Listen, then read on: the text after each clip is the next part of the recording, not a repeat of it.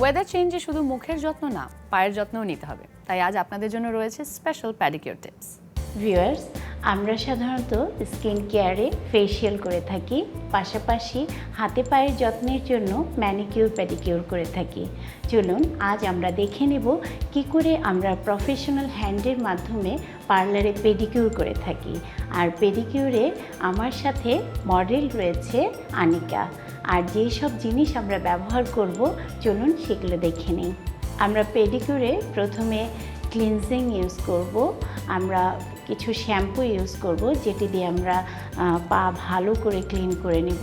তারপর আমরা massage cream দিয়ে মাসাজ করে তারপর আমরা স্ক্রাবিং করব এবং সবশেষে আমরা কিছু ম্যানিকিউর প্যাডিকিউরের কিছু টুলস আছে, সেই টুলসগুলোর মাধ্যমে আমরা পাটাকে আরও ভালো করে ক্লিন করে দিব, পাশাপাশি রিল্যাক্সেশন মাসাজ করে দিব।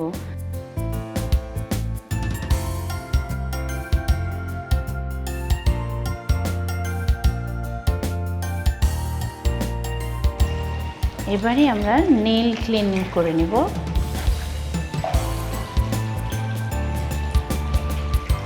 আমরা পরিষ্কার রুমাল দিয়ে পাকে ক্লিন করে নিলাম, শুকিয়ে নিচ্ছি। আমরা এখন ক্লিনজার দিয়ে নেলগুলোকে ক্লিন করছি।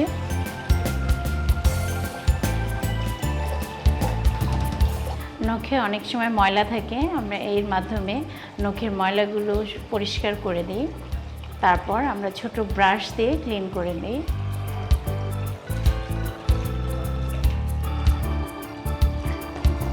আমরা অনেক সময় দেখতে পাই পায়ের নিচে মোটা চামড়া থাকে, অনেক সময় সেগুলো ফেটে যায়, আমরা সেগুলোকে ক্লিন করে নিব।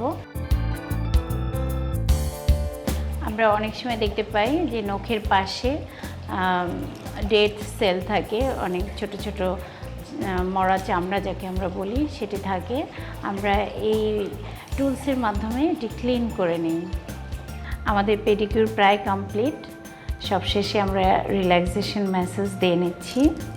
ভিউয়ার্স, এভাবেই কমপ্লিট হয়ে গেল আমাদের আজকের পেডিকিউর। আমার মনে হয় আপনাদের ভালো লেগেছে।